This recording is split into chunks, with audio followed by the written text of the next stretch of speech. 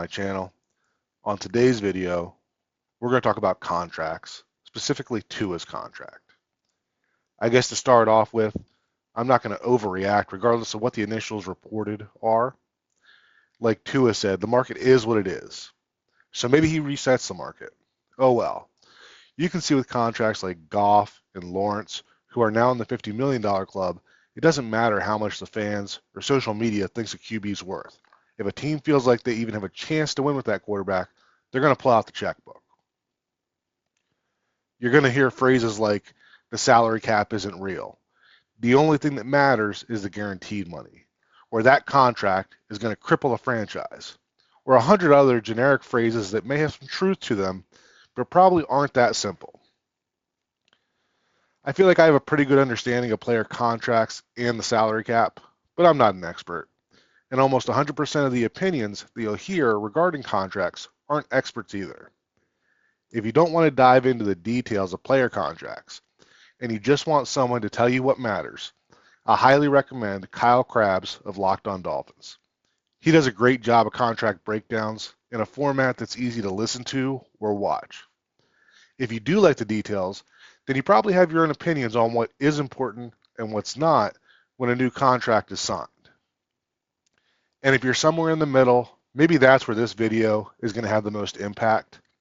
My goal here is just to share my thought process when looking at new contracts, and specifically what I'll be looking at when Tua inks his deal. When this video is posted, hopefully Tua has not signed his deal yet, or may have just signed, but the details aren't available yet. So for the purpose of this video, I'm going to use the Trevor Lawrence contract as my model. And to summarize, I really like what the Jaguars did with this deal, and I hope that Tua's deal is similar. The two most widely known and best contract sites are Spotrac and Over the Cap. Both do a great job of presenting the information, and for the most part have the same information, but they don't necessarily present it in the same way.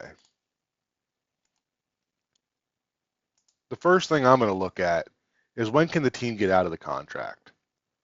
For Trevor Lawrence, Over the Cap does a better job of reflecting what this will look like over the years as the new money kicks in. So let's ignore the pre and post June 1st cuts or trade possibilities. We're just going to keep it simple. The dead money doesn't matter as much when the cap savings goes into the positive, or at least near positive. In Lawrence's case, that's 2028, when the team could theoretically cut Trevor Lawrence and gain $4.5 million in cap relief. It's not really ideal. There's still $42.5 million in dead money, but at least they would spend less money cutting him at that point than they would keeping him if things went off the rails. So the way I look at this contract is the Jaguars have locked into Lawrence for the next 4 years, and anything less would result in a true hard reset. I'd be pretty satisfied if Tua's contract looked similar in that regard. Number 2 is how much cash will Trevor Lawrence receive each year? Players obviously love their signing bonuses. They get to sit at the table, sign a big check, shake a lot of hands, but that wears off pretty quickly. And soon you get into future years where in that specific season, the player feels undervalued or disrespected because the contract he signed doesn't reflect his level of play versus his peers in that particular season. I think this is where the Miami and Xavier Howard contract disputes happened multiple times during his time with the team. Spotrac does a better job of showing this in my opinion. The first 5 years of the contract are low base salaries with bonuses. The first year is a signing bonus, and the next 4 years are option bonuses. So you can see that Lawrence's checking account has a pretty steady flow of income when you look at the cash total column. Again, I'd be pleased if this was how Tua's contract looks. These bonuses make sense for the player because rather than waiting for weekly game checks, he's getting a fat check at the start of every season. And they make sense for the team because they aren't taking any of those bonuses as a cap hit the year they're issued like they would a high base salary. Instead, they get to prorate those over the next 5 years each time. The one thing I do notice is that the amount of cash each year doesn't seem like it's going to keep up with the rate of the salary cap increase. And I could see a scenario where Lawrence is looking for a raise, but there's nothing wrong with that. It would mean that he's outperforming his contract, and because the way the bonus was spread out in options versus handed out in a massive signing bonus, the team isn't strapped with money against a cap that was already paid out for this contract.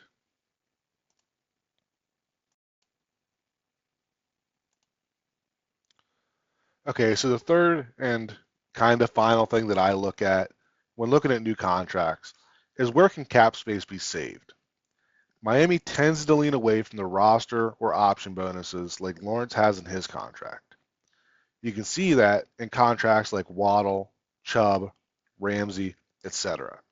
Instead, what you'll see is that Miami typically has a higher base salary, and then they'll look at contracts each year to restructure and convert that money from base salary to a roster bonus, which can lower the cap number by prorating that money over the length of the contract.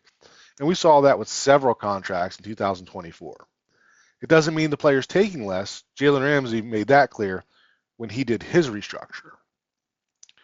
For Lawrence, that possibility doesn't appear until 2029, and in that season, he's scheduled to make a base salary of $50 million, and he'll have a total cap hit of $78.5 million.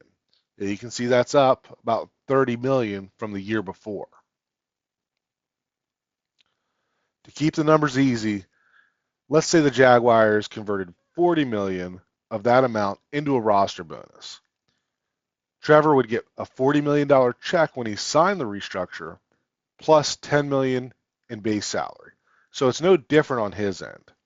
From the team's end, if they needed the money, converting that $40 million to a bonus can be prorated, and that would save $30 million in cap space and bring Lawrence's number down to around $58.5 million for 2029.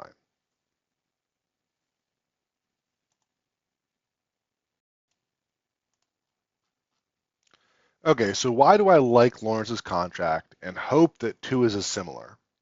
Well, number one, it looks like it resets the market for quarterbacks.